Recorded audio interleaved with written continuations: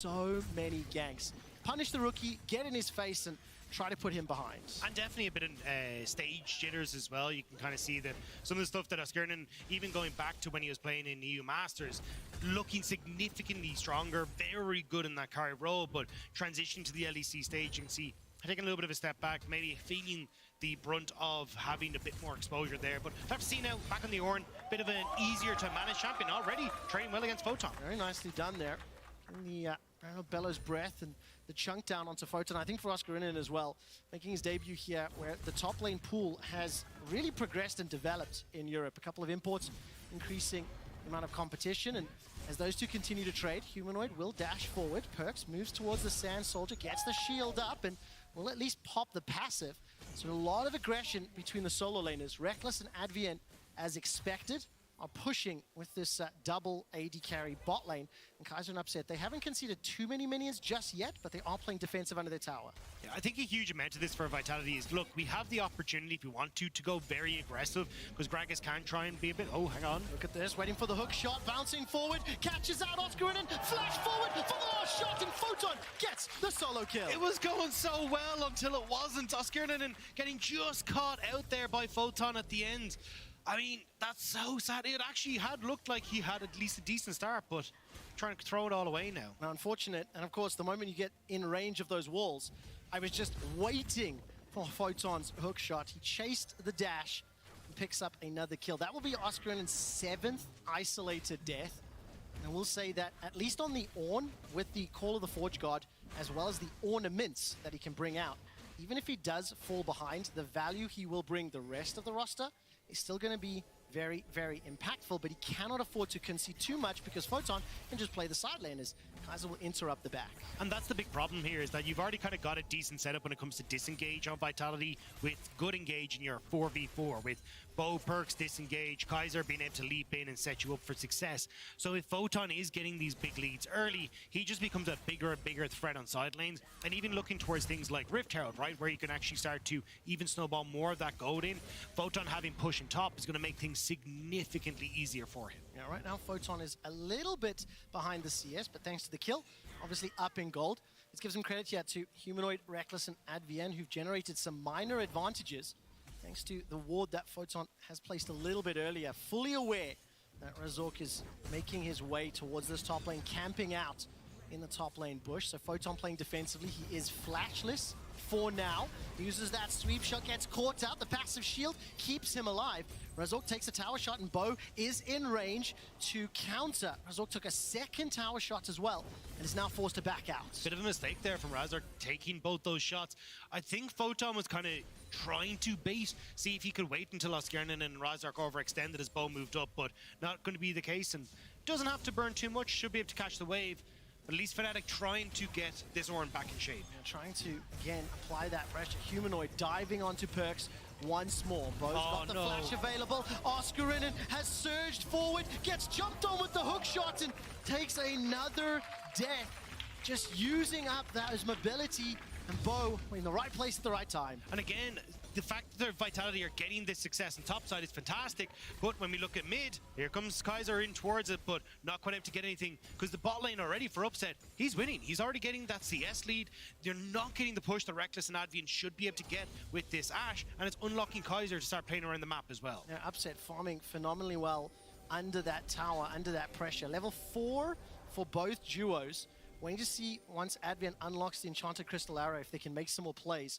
With Bo getting that gank in the top lane, his first of this game.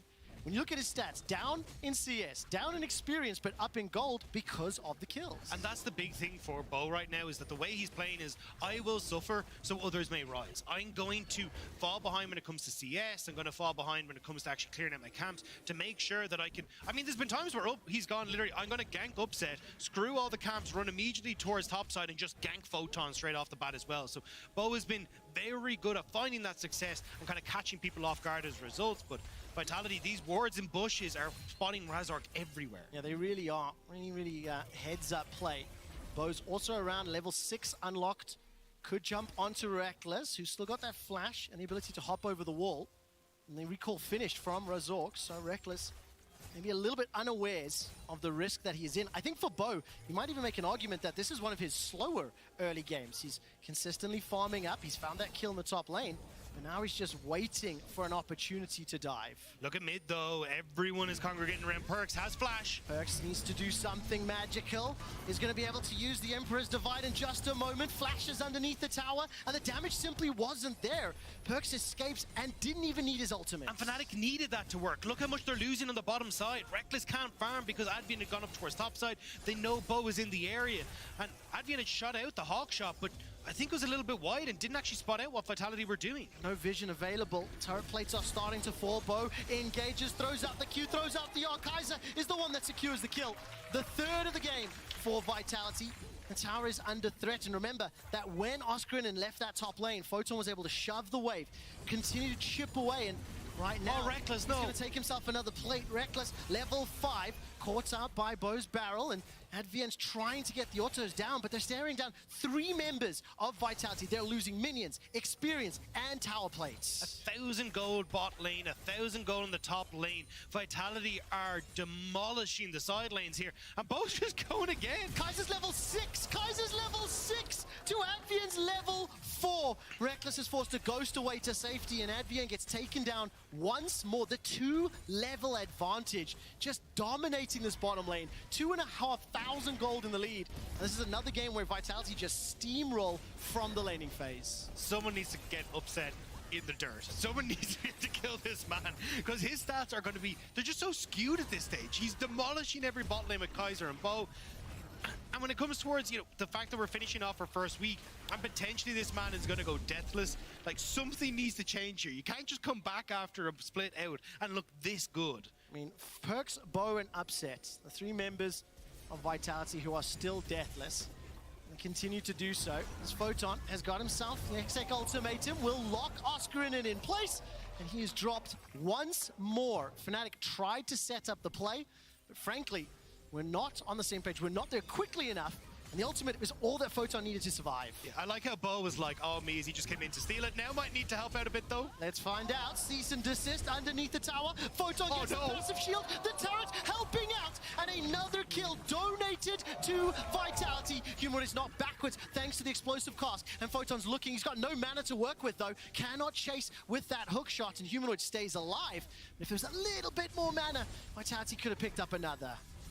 I'm trying to find a polite way to put how badly Fnatic are situated in this game now. There's a lot of words that I can't say on broadcast that are coming to mind, because they ain't looking so hot. I mean, Vitality, you get bot tower, you got a plate in mid, you're getting 2 hills on the top side, like... Yeah, it's absolute decimation. And for Fnatic, on the cusp of closing out this week 0-3, I mean, you look at their statistics between winter and spring. Obviously only just a couple of games, but it has been a struggle. It has not been what you anticipate or expect from an organization with the pedigree and history of Fnatic, and they are not adapting either with players or support staff to this new format and to this new meta. And the problem is that that stat from spring is a 2-game sample pool. We're about to add a 5,000 gold for game 3. This stat is not going to be looking so hot, and agree. Not being able to adapt, not being able to find ways to try and play around a lot of their key members just hasn't worked out. Razork and Humanoid not finding the mid-jungle success. Reckless and Advian now still not finding success in bot side. Nascarnan still trying to find his feet in the LEC. It's been a bit of a disaster for Fnatic, who haven't won anything since 2018. It feels like a long time ago since they've actually been able to contest some of these top teams. Yeah, absolutely. Right now they're looking for their first kill of the game. And call the Forge Guard and cease and desist, and Fnatic will get it. Kaiser will drop. Kill was secured by Razork. Remember, they do have the pick options, so if they are able to group up, use some vision to their advantage, they can pick off individual members of Vitality. They'll have to do that several times over to claw back this deficit. And for Fnatic, this composition, it needs time, it needs items. Vitality, how do they accelerate? They've got a tower, they've already moved Upset to the top lane, and Bo is just waiting in the wings as Photon once again engage on Oscar and he's got a 20 CS lead and the Mythic completed already. And this is the biggest problem for Fnatic right now, is that Photon will automatically win sides, so you need two people to deal with them, which is why Vitality can create numbers advantages on the top side now. And this is the engage here onto Reckless. He's flashed already and just dropped in that bottom lane. Advienne and Razork now surrounding 3 members. Humanoid completes the teleport. Nishan and Crystal Arrow still not available. Upset lets the Feather Storm fly. Now arrows continue to fire out from Advienne and Razork gets another. The second of the game. Vitality a little bit overcommitted and get punished. They will end up getting the 1-for-1 trade. The wave still down to the top side. And as well, Perkz did get that played in mid. So even though it is a trade 1-for-1, Vitality still playing the map out a little bit stronger. And again, Photon just clearing out these waves on bot side, putting a ton of pressure onto that tier 2. I mean, the net positive overall, because they're applying pressure in so many lanes. Photon is dead. Fancies himself and jumps forward, gets that sweeping shot. By the way, while all of this is going on, Perkz is still just left basically alone in that middle lane. He's taken a couple extra turrets. That's 2 turret plates already to his name. And he's just safely farming up to this mid game, scaling to wait for those potential team fights. And Vitality doing exactly what you mentioned, Dagda. They're applying pressure in multiple lanes. They are looking for cross maps, and they're doing it every single minute. I think this is a really good game to show, though, the way Vitality play it. I think it's super unique to them is they're not actually a team that cares about dragons at all. They're much more focused on, okay, how can we quickly snowball gold advantages by not wasting time on a dragon and just overloading one side of the map. And again, you're seeing it here. Even Photon in tow here, as Fnatic are trying to hold on to this top tower, all 4 members are already here. And that gold just allows them to continually look for those skirmishes and the kills. I think you've got individual players that really like to play on the front foot. Bo, Photon, and Upset have been players that just consistently play aggressively, consistently look to challenge individual members. And I think what I really like from this spring version of Vitality, they seem to be coordinating very well.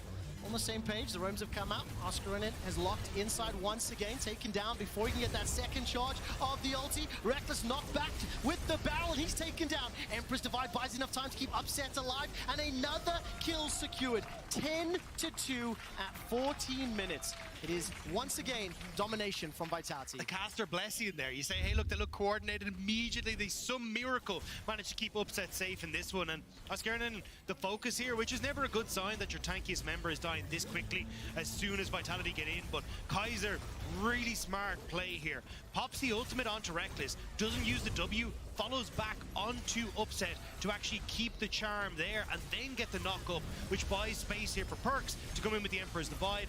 Upset survives on a smidgen of HP and Vitality walk away. What was it that Yamato was saying? VidConnect! The Vitality need to keep this one up.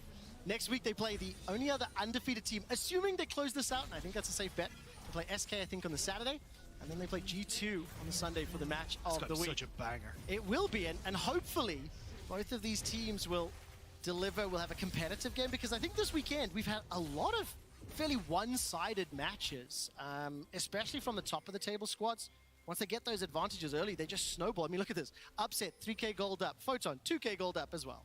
But that's the thing. It feels like you're starting to see the cream rise to the top in the LEC with teams like Vitality and G2. And especially as you start to look towards these guys going in towards MSI and the internationals, I think that's where people are really excited to see these guys pop off. I mean, technically, Bo, undefeated against LPL teams, might be one of the best junglers you could possibly send to an MSI. Well, that means Vitality have to get to MSI. True. Right? So they have to make it all the way to playoffs, have to pick up that win, or have enough championship points if G2 pick up the win. And we'll explain all of those rules later on throughout the season, but I think it would be very interesting to see how Perkz alongside Bo potentially challenges an LPL squad, as Perkz is now the target, gets locked down under all the CC and will be taken down for the first time this spring. Fnatic finally coordinating their CC exquisitely, managing to pick up the kill and managing to pick up the Rift Herald. So they've got some tools. There's a bounty available on the top, well, all of the outer turrets as well. So standing gold available to them if Fnatic can have enough time. I mean, at the moment, though, Vitality not wanting to let up. You put pressure on top, we put pressure on bot. Good knock-up from Ascarin will buy some time. The tower's going to fall, though, and Oscar is going to be once again the target of 3 members of Vitality. Caught up by the charm, and Bo now on the retreat. Here comes Razork. No cease and desist. No flash. Charging up the engage, and Reckless unable to close the distance. It feels like Vitality have got out. Fantastic timing on the ultimate from Upset. The second Razork uses his cease and desist, you immediately get the cancel thanks to the ult from Upset. Now Razork still hunting, but doesn't want to go too far into River. Gotta be very, very careful. Finally has Advien as well as Reckless making their way towards him.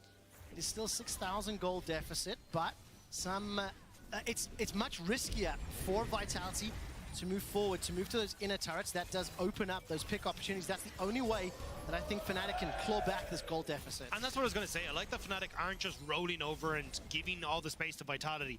Playing around Advien, looking for picks with Razork and Reckless. Like, Reckless is going to be your main source of DPS, so getting these kills onto him is going to be so incredibly important. So at the moment, 2 Rift Heralds, both golds have gone into towards Reckless. They want to make sure this area can try and get to her items. And if you can keep going for these picks, catching Vitality out, maybe you can slow down the pace of this game enough. But 7,000 is a hefty gold lead to try and overcome. Yeah, it really is. And Reckless right now only got that shield bow into the Gale Force and the Quick Blades from Upset. So a big damage disparity. I'm fishing here, all right? I'm trying my best. Channeling all the copium that you can. I think for Vitality, on the other hand, they're just looking to, once again, style this out. Double TPs. Photon's going to hop over the wall. He's still got Flash available to him. Throws down the ultimatum, and Kaiser has arrived with the quickness, charming up multiple members as Reckless hops over the wall. Now Humanoid dashes back, and Photon, who was the initial target, turns it around. Bo throws out the barrel for another kill, and Advien and Humanoid running for their lives. Oscar and targeted down by 3 members of Vitality, and this could be an ace. Photon considers the dive, but instead backs out. 4 members dead. Remember, Fnatic started that play. Vitality finished it. Yeah, Fnatic went fishing and they got booted back to their nexus. That is not exactly how they were hoping that one to go. 18.5 minutes, the base is being cracked open. Vitality looking like spring is a much cleaner start for them, and I'm really hoping that we get to see this continue. Looking to close this week out 3-0, just like they started winter. This Humanoid will dash back to his W. For Vitality, next week they will face down the surprise of 2023 in SK, as well as G2, the only other squad that is also looking as dominant. But I mean, look at the minimap. Vitality already making their way down. Incredible performance from Photon here as well. Immediately gets the ult, which means he doesn't get hit by the Q from the Vi. Able to flash away then. And once you've got the entirety of Vitality here, that gold lead, as Atlas would say, smacking them with the wallets there. And you got 2 bag loads at this stage with how far ahead Vitality is. I mean, I know we're in Oscar season, but maybe Oscar needs a Razzie award. Unfortunately, has been jumped on. Thank you for the few of you who know what that is.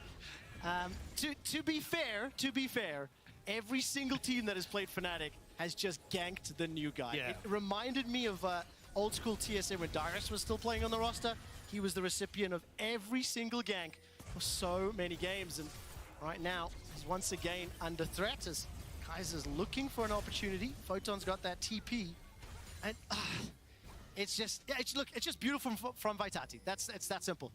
Yeah, I mean, look, apparently all we need is Yamato before every Vitality game to just come in and scream big connect at them endlessly, and then they just pop the hell off. Now Baron started immediately at 20 minutes.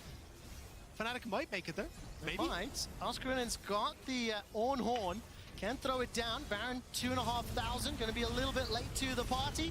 Vitality have secured Baron already, and they've turned the attention over to Oscarin, and everybody's up in the air, flying. 1, 2, 3 members of Fnatic down the feathers, flying Reckless. Run, Reckless! Standing, will be taken out, and it's all of a sudden an ace off to the Baron, a 14,000 gold lead. And I feel fairly confident in saying that if they push and close this out, it'll be the quickest win here of spring. And they should. 20 seconds still remain. They have a ton of damage, although Upset is going to back away. Looks like they won't try and fully end here. They're just going to be happy with cracking open another turret.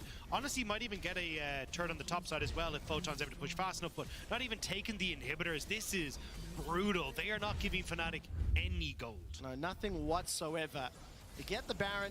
Fnatic managed to make it to the river in time to see it fall.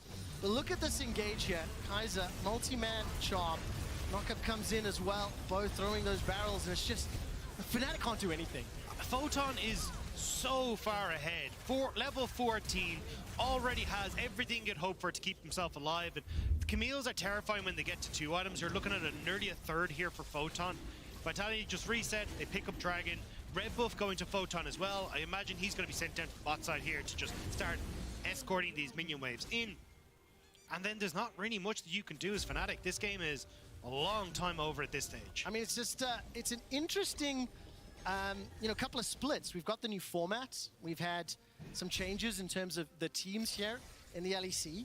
And expectations versus reality could not necessarily be further apart. Exile and Fnatic really struggling, and CoinMed, yes, they stepped up in the playoffs. They struggled during the regular season. Like, there's not a foundation yet to really know what is going to happen. And teams that are adapting to this new format, adapting to the 3-game-a-week schedule, are the ones that are surprising us, like SK, Astralis, BDS, and now, of course, this split Vitality.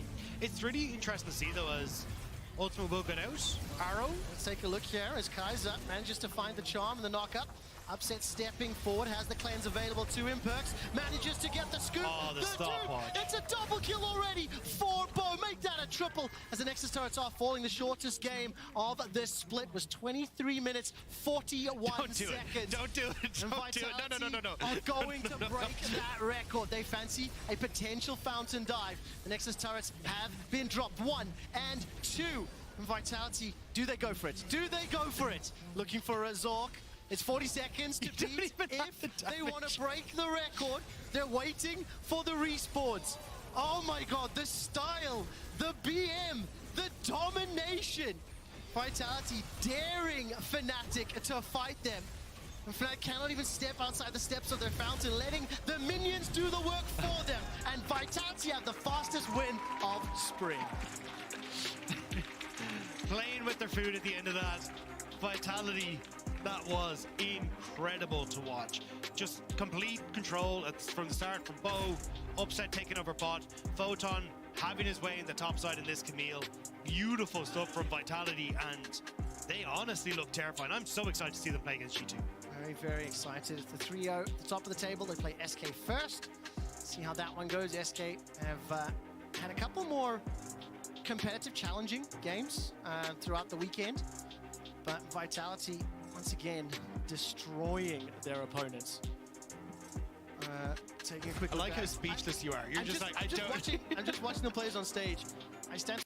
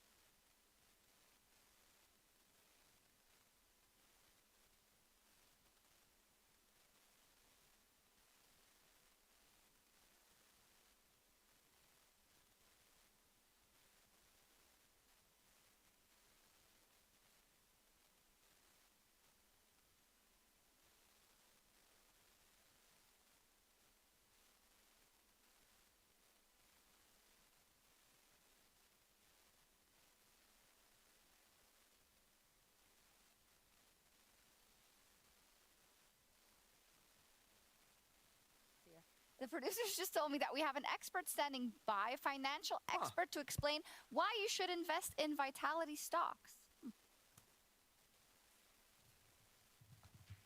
Hey, hey, hey. Hey, hey, hey. Hey, hey, hey. What's up, what's up, what's up, what's up, what's up, what's up? Vite Connect. Vitality. Vitality is changing the LEC as you know it. Super teams failing. No, no, no. Vit connect. Vit connect. To the moon! To the moon! It's going to the moon! To the moon. I will be honest though, I've had this feeling. I've heard. Still got- that-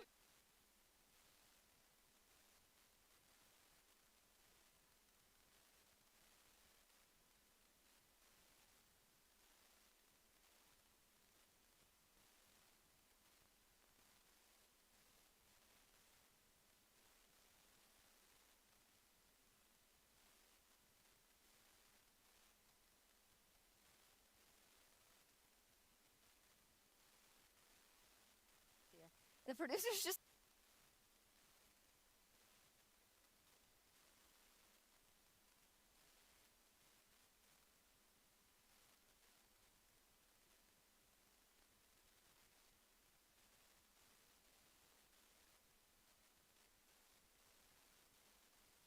Yes. So let's get into this. Okay, so Thank you very much, Aaron ST, for the Prime this Game. I is appreciate completely it. unexpected mini Draft Kingdom. We're only doing this because Fnatic's draft was so bizarre and it makes no sense. So this was day 3 of the opening week. I can give you my thoughts there, right? My thoughts is, I think, if Varus and Caitlyn is out, prioritizing Ashe over Gragas is really troll. I think that Gragas' first pick needs to be first picked every game here.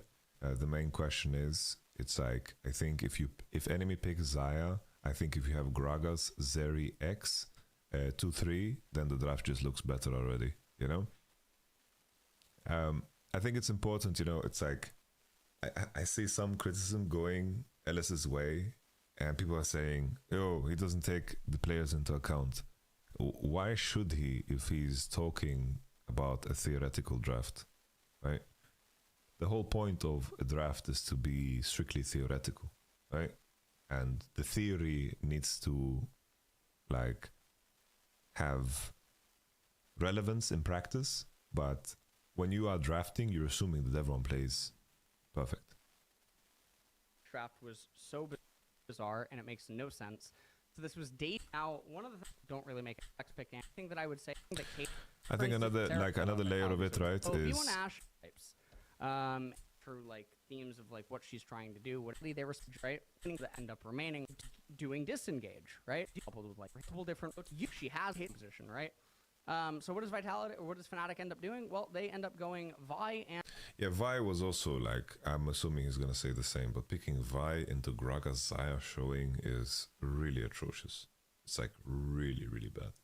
It's really and they bad. go Zeri. Okay, so immediately now make up your mind. Why? Because Vi already doesn't have targets. It's like, imagine Vi ults forward. Gragas throws ult on the enemy that wants to follow up. You're fucked. Vi is ulting your AD. You ult Vi further into the team. Disaster. Xayah can ult your ult. Like, she has all of the decision making in the process of deciding if your ult is going to have value or not. It's like, Vi is insanely bad here. Are you trying to hard engage and have a pick composition with your Ashe and your Vi, or are you trying to scale? Because if you're trying to scale, I think that Ashe Zeri, it's not like the worst thing ever.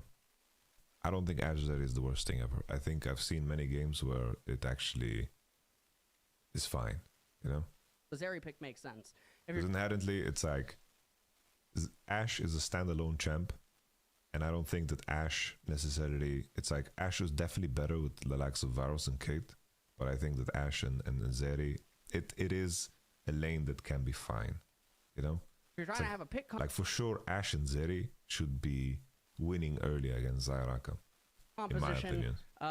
they has able to lock other in draft stuff like that. It doesn't actually properly translate. The idea that you should draft an a non-congruent champion in order to achieve something or balance out a draft, it doesn't make sense when it's so far off theme. You can draft something that is still in the theme of what you're trying to do. Okay, so an example of this, right, would be like Victor is obviously known for his ability to be very good at disengage, but he's also known to be able to poke because he has his long-range laser. He's a very interesting and unique control mage, right? So he's able to fill into different types of archetypes. Now, if what they're trying to do is have a scaling AD carry that is also But League of Legends is a lot like rock, paper, scissors, right? It's like tools. There are some champions that are really broken and that they kind of break the game. I would say that like Ash Arrow is an ability that kind of breaks the game. I would say that Gragas is definitely a champion that breaks the game. But generally speaking, it's like if you want to, it's like champions that are strong in Desire are champions that outrange her because inherently, right? She is heavily benefited by the idea of entering her sphere of influence. And the way League of Legends is balanced is that in most cases, champions that have lower range, they have more inherent value in close quarter combat.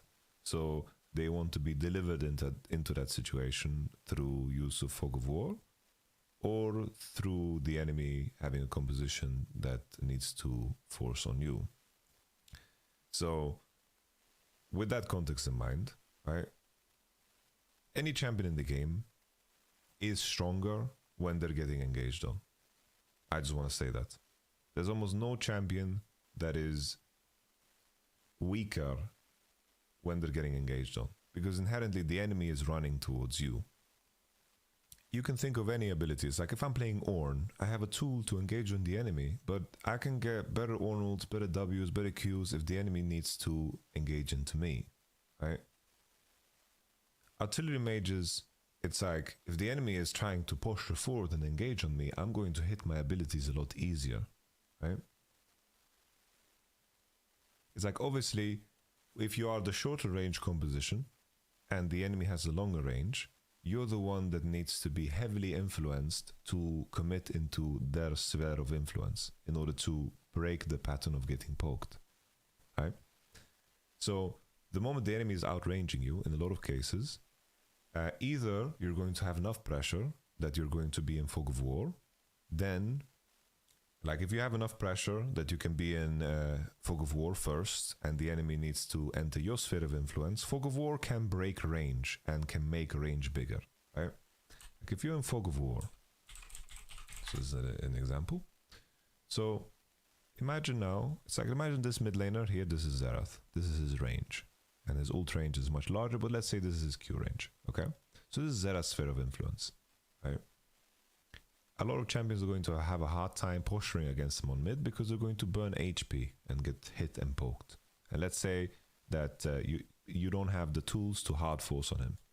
Ideally, the situation you want to create then with your champions, like let's say you have a Sejuani. Sejuani covers a lot of distance with flash, Q, R. She covers a lot of distance. So she can, her sphere of influence is definitely like really large. Let's say this is Sejuani. The point I'm trying to say is if you're trying to break up the compositions that the enemy is having like long range champions like Jace and so forth, the way you do it is you need to play in Fog, right? It's like you don't want to push on the waves because if you're in Fog of War and the enemy doesn't know your position, your sphere of influence can become very large, right? If I don't know the position of enemy, let's say Gragas, and he can come at me from these angles, these angles, his sphere of influence is even larger than me, who is the Xerath, the poke champion with the long range. So you can break apart these compositions that are too heavily focused on poke by just utilizing the strength of Fog of War, because they need to then enter your sphere of influence in order to, of course, gain vision and to get space, right? That is like the main thing. That is how you break apart, and that's an additional element to the game. Like if you have stronger side laners, right, and the enemy wants to group up in siege, the way you leverage the side is to be in fog and to leverage the sphere of influence that you have and break into the enemy's sphere of influence. The worst thing you can do is be 5 people on midwave and just get poked, right? But my point that I initially said is that every champion in the game is benefited by being in the position of being the enemy has to engage onto you. And this is also true when you're face checking into space and you need to retake space, you're assuming that the enemy is engaging into you, right? Because they're entering your space, your sphere of influence they're entering. Don't you usually assume you have mid prio and enter through river through? No, but it's like having mid prio, it's like, let's say I am Zeri, okay? I'm Zeri, and the enemy has mid prio. I'm catching the wave with Zeri, and then all my teammates are in this area. Right? All my teammates are in this area. And even though I see Zeri here, she can easily join the fight. So me having mid prio is not the main point. It isn't the main thing that is the most important, you know? It's like there is layers to the game, right? It's like when T1 are sieging and they're finding opportunities to group, it's because they found ways to push in the side waves, and then the enemy's catching. It's like the reason we see Goredrinker Jace is because he can win side prio, and then he can leverage that prio into mid, and then he can find himself in positions to siege without having his ankles broken in terms of the economy on side. And what happens is that there's vision around mid, and then they can't be pressured, and then they can be first in river, and they can use Fog of War when they throw their spells on whoever's mid, right? The point is, it's like, Kaiser's another champion that was like that, right? When people played heavy engage comps with Kaiser, like Nautilus, Ornn, Kaiser, what happened was Kaiser caught the mid wave here. And then you can't dive the Kaiser, and in a lot of cases you couldn't poke the Kaiser because she had lifesteal and she was fine. You can't dive her because, of course, the enemy team just rushed here, and if you dive her, you're gonna die. And all of these engaged champions that are very good in close quarters are going to murder you. Didn't BDS this week lose when SK decided to counter hard engage with hard engage? I think that BDS lost that game because they misplayed their setups and they gave away a lot more breathing room than they should have in the context of the conditions they had in the game. They kind of threw their lead, in my opinion. And also, they were playing a very heavy engage composition into Xayah once again. I think that they had this amazing tool that is Gragas, because Gragas just breaks the game. But I think with the position they had, they should have been at an advantage. In that game, what they did so well was that Crowny was amazing in the fights on the Xayah, and also I think that Irrelevant played amazingly well with Gnar. It is not about countering hard engage for hard engage, because what happened in that fight is that the enemy is going into the enemy needed to enter the sphere of influence in order to breathe. So let's see, BDS versus SK. BDS versus SK, we'll just press highlights because the fight that I want to find is a very good example. So this one. Versus court. Irrelevant. With a fog of... What happens is that in this spot, BDS, even though they have the engage comp, so to speak, they are breaking into the sphere of influence of the enemy to gain information. So SK can choose when they pull the trigger. Right? War trip before with Elephants trying to get on to the back. Right? They were coming from very different angles. Their timing was super, super good, and Javan was out of position because he was spotted on the ward. So this was very well played, right? But initially, the whole idea here is that SK was first on the objective, and they created a circumstance where the enemy needed a face check into them because the Drake was spawning. In a different circumstance, you know, the mistake comes from before, so I can't see it here, but the mistake comes from before because BDS were a lot stronger on side, and they need to be able to leverage their side control in order to create an economically viable situation where they are on Drake first and the enemy has to enter into them. Then all of a sudden the nature of everything changes. The enemy, imagine Vi needs to face check, Gnar needs to face check, and the combo is there and BDS are in position to just engage in the same angle. The nature of the composition changes because once again, I repeat the same words. SK need to break into BDS's sphere of influence.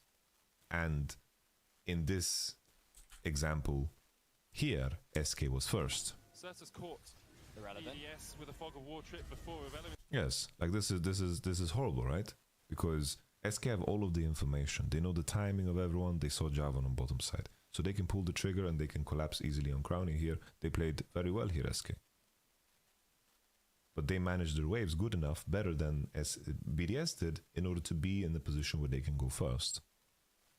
And it's hard to put a tangible gold value on how important positioning is and being first is, but every champion in the game is very happy when the enemy is entering into their sphere of influence because you get initiative. That is the main thing. You get initiative. And even though, like, let's say I'm Xerath and my range is this big, right? It doesn't matter if I don't see anything here. It doesn't matter. I need to walk forward. Of course, there's blue trinket. There's elements like this. But that's why setup is so important, because it can change dramatically the purpose of a champion. And it's like, there was these drafts at the World Championship. Let me show you guys. So, at the World Championship 2015, this is gonna sound crazy, but at this 2015 season World Championship, okay, there was a team, AHQ I believe is the team. They used Darius in poke compositions. That might sound crazy, right? But think about it. Darius is the best poke champion, right? He doesn't poke, but if you have champions around Darius that poke, and the enemy needs to break into their sphere of influence, and Darius is there like a meat grinder, is very good, right? This is the situation that Darius thrives in, right? All of the juggernauts thrive in this situation. All of the juggernauts are designed with this idea in mind. You enter their sphere of influence, think about it, Mordekaiser, right? He can pull one guy, he denies the enemy, engage, right? Case Hunter, people, he's a tank, but he's a juggernaut, in my opinion. If the enemy has better range than you, and you see the enemy team has a Case Hunter, and you need to walk through him, that feels very damning. You always want to have a champ that can finish off enemies that are low of poke? Not necessarily. It's like, the war of resources doesn't need to end up in death. Because if you're poking the enemy team and they need to base, that is a theoretical death that yields no tangible gold. But the moment the enemy presses B, he is theoretically dead for 13 seconds. And someone being dead for 13 seconds, that opens up the mind of what you can and cannot do on the map. There's a lot of potential. Oh, the enemy, one person is dead for 13 seconds. That's what happens when he presses B. So you shouldn't look at the war of resources in a way that there's only success if there's death or kills. There's more to it in the game. The dopamine hits in the game are designed for us to feel this way and think this way, because wow, you have this lady says, wow, an ally has slain an enemy. And then the follow-up is, you get gold, it's flashing, it's like you're in a damn casino. You're in a damn casino. Let's continue with this. Able to play with the poke and the pick or something like that, they could do something like Ezreal. Now, Ezreal typically would not want to be accompanied with the Ashe and the Vi, because that is not a champion pairing that you would normally find with one another. I agree that Ezreal in isolation into Gragas and Xayah can be fine, right? But the issue then is you currently the state of Xayah Rakan, they are just higher value champions than Ezreal, that they kind of just out-muscle you, And you're not going to be able to pick anything together with Ezreal in most cases that is going to be able to punish Xayah Rakan. So that is like the problem. Ezreal is not bad against tanks. Ezreal has a good amount of DPS. But it would still be with... The main thing about Ezreal, though, is that you need to find a way to build. You just have to buy Cyrildos on third. In the realm of consistency of what Fnatic would be trying to achieve. So it doesn't make any sense when the Zeri ends up getting picked. The R3, you already know that it's coming. It ends up being Rakan for Vitality. Okay, so you already knew that the Xayah Rakan was coming, and you opted into what you did anyway. So now you have a scalingless Zeri accompanied with two champions that are activating what the opponent's R1 and R2s are basically dreaming of. This would be like queuing up for...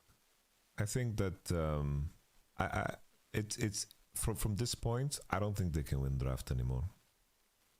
As crazy as that might sound, I don't think they can win draft anymore. Another layer of this, right? It's like with Ashe, the only question would be if you go Ashe AD and you play like Ashe Zyra. It's like you keep Ashe flex, and let's say you pick Casio. You pick Casio, and then let's say you go Jarvan, okay? Let's say you go Ashe, Casio, Jarvan. Then the enemy picks like Rakan, and then you pick like Zyra or some shit like this, you know? Zyra, yeah, Seraphine is probably better than Zyra. It's practically the same lady, you know? But Seraphine is just more modern. For an MTG Arena game, or maybe a Hearthstone game, or a Yu-Gi-Oh! Duel Masters game, or a Pokemon Online game or something, in literally getting to play against the deck that you hard counter. It doesn't make any sense. It's even more so bizarre when League of Legends drafting is a face-up complete information game. The only way to deceive or hide any of your information is via flex picks. And that's why flex picks. That's a good way of putting it. Hold think that's a lot fair, of yeah. value. That's why Gragas is very good. That's why Jarvan can be really good. I played Pokemon, the Pokemon TCG. I thought it was kind of trash. Played a lot of Hearthstone, and I played some Magic, but the Magic decks that I played were very basic to play, you know. Because Jarvan's able to be multi-flex. That's why Karma historically has been very good in draft. It's why Jace has some value in draft. It's why champions like that can be very Why good. Gragas is OP. League of Legends drafting is face-up. It's complete information. And the only way to kind of alter that is via flex picks. But even then, the flex pick is still known that it has the possibility to be a flex pick. On R4, Azir ends up getting picked. Now, this is still consistent. I don't like, obviously, the idea that Vitality go for Azir here. It is blind, and you know that Humanoid likes to play control versus control. But still, I didn't like it in that regard. However, it is... I like it contextually. Aurelion Sol is out. Victor Talia is out. Syndra is banned for some reason. I think that slamming Azir here is like good contextually. But I'm curious to hear what other ideas LS has, because I feel like my read on mid right now is kind of stale. Still consistent. It is a champion that flourishes against getting engaged on. It is a champion that is anti-engage. It is a champion that can also be somewhat anti-pick in the sense that he can throw out his wall in the event that he's getting picked, and he can, you know, potentially separate some of the opponents. So Vitality's draft is still really, really, really consistent. I was saying before the game that I wasn't going to launch any bets on the game because I thought that all the odds were so terrible. But by this stage of the draft is already so one-sided, and you can tell that Fnatic have no idea what they're actually doing in the draft phase, that it makes it glaringly obvious that the team doesn't even, they're not even aware of what's happening. Now, most teams in the world don't actually properly draft, and I constantly say this. People always show up to my stream, they'll show up in YouTube comment sections, they'll show up on Reddit threads, etc., and they'll say, well, what team does draft good? What team does draft good? And a lot of people will just think that the team that wins ends up drafting good. The reality is that if you go to any region right now, LCK, LPL, LEC, LCS, whatever, almost no teams are drafting in response to what the opponents are showing. This is why I arrive at the conclusion that no team is actually drafting. Now, you can arrive... Obviously, the term good is extremely subjective, and LS's version of good could be extremely high. You're like extremely high up there, and I think that's fine. That's perfectly fine. I do think that the general idea of picking champions that are good into the enemy champs, that's something that is very prevalent, but maybe not at the level that LS believes it can be, which I think is fair. I just don't want to put words in his mouth, you know? Arrive by having a winning draft, regardless of your ability to assess what is happening inside of the draft.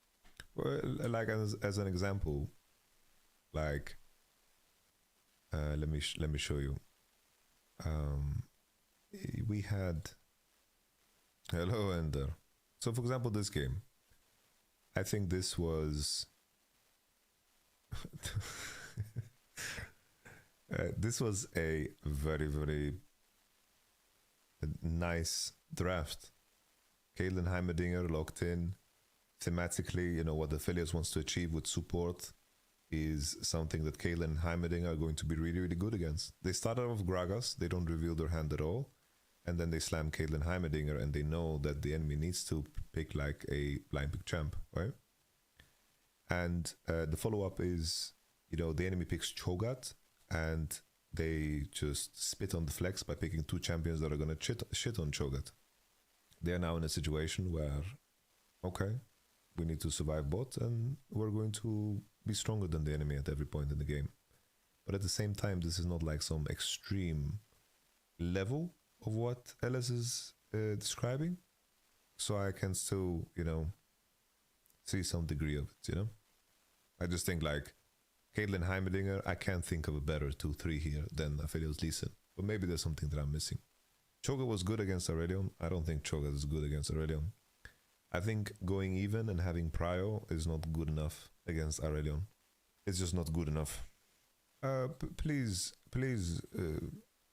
I think people should refrain from characterizing the person behind the video that I am consuming. It's like, first time chat, Ellis tends to make generalization for the sake of argument. I don't think, at least here, I don't think it's true, but maybe I'm wrong. Who knows? And then making adjustments or, you know, doing certain champion picks in response to I think just the bottom line is, I think the term good is extremely subjective, but I think that teams actively put this in consideration, right? Like an example is, let's say us at the World Championship 2022. So this World Championship, it's like this whole draft